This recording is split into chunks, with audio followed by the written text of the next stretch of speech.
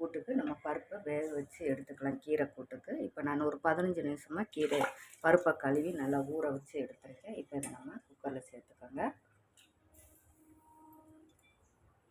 சேர்த்துட்டு பருப்பு முங்குற அளவுக்கு தண்ணி சேர்த்துக்கோங்க. 1/4 டீஸ்பூன் கம்மியாக மஞ்சள் தூள், ஒரு 10 ஜீரகம் சேர்த்துக்கோங்க. சேர்த்துட்டு இப்போ ஸ்டவ் ஆன் பண்ணி வச்சுருக்கேன். இப்போ ப்ரெஷர் போட்டு விசில் விட்டு எடுத்துக்கோங்க. இப்போ 2 ஸ்பூன் அளவுக்கு எண்ணெய் சேர்த்துக்கோங்க. எண்ணெய் காஞ்சதும் கடுகு 1 டீஸ்பூன் அளவுக்கு சேர்த்துக்கோங்க. சும்மா ஒரு பேருக்கு 10 வெந்தயம் சேர்த்துக்கோங்க.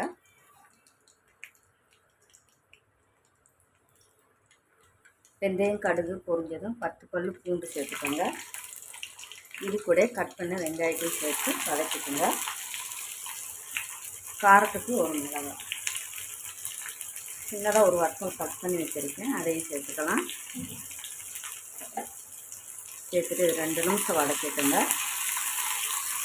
இப்போ வெங்காயம் வதங்கினது போதும். இப்போ இதில் நான் பொன்னாங்கண்ணி கீரையை நல்லா அலசி எடுத்துருக்கேன். இப்போ அதையும் சேர்த்துக்கோங்க. கட் பண்ணி சேர்த்துக்கோங்க. வதக்கிட்டு இப்போ நம்ம கீரையை வதக்கி எடுத்துக்கோங்க. இப்போ இது கூட ஒரு தக்காளி கட் பண்ணி வச்சுருக்கேன், அதையும் சேர்த்துக்கோங்க. சேர்த்துட்டு ஒரு 2 நிமிஷம் நம்ம மூடி போட்டு வதக்கிக்கலாம். இப்போ நம்ம ஓப்பன் பண்ணிக்கலாங்க. இதில் இப்போ நம்ம கொஞ்சமாக 1/4 டீஸ்பூன் அளவுக்கு மஞ்சள் தூள் சேர்த்துக்கலாம். சேர்த்துட்டு காரத்துக்கு மிளகாத்தூள்.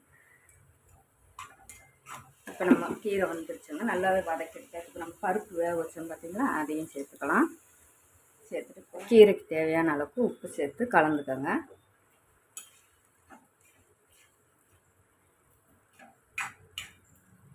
இப்போ கலந்து விட்டாச்சு. இப்போ 2 நிமிஷம் நம்ம சிம்மில் போட்டு மூடி போட்டு எடுத்துக்கோங்க. இப்போ நம்ம ஓப்பன் பண்ணிக்கலாங்க. நல்லா அருமையான கீரை கடையல் ரெடி ஆயிடுச்சுங்க. இப்போ ஒரே மாதிரி கீரை கடையல் பண்ணி கொடுக்காம இந்த மாதிரி கீரை வாங்கினா வீட்டில் எந்த கீரைனாலும் கடையிற கீரையாக இருந்தால் இந்த மாதிரி நீங்கள் செஞ்சு கொடுத்து பாருங்கள். ரொம்ப நல்லா சுருக்குன்னு இருக்கும் சாப்பிட்றதுக்கு. சைடு சூட வேண்டாம். நல்லா சுடு சாத்தில் எண்ணெயை நெய்யை ஊற்றி பிசைந்து சுட சுட சின்னவங்க முதல் கொண்டு பெரியவங்க வரைக்கும் அருமையான பொன்னாங்கண்ணி கீரை கடையல் ரெசிபி தான் பார்த்துருக்கோம்.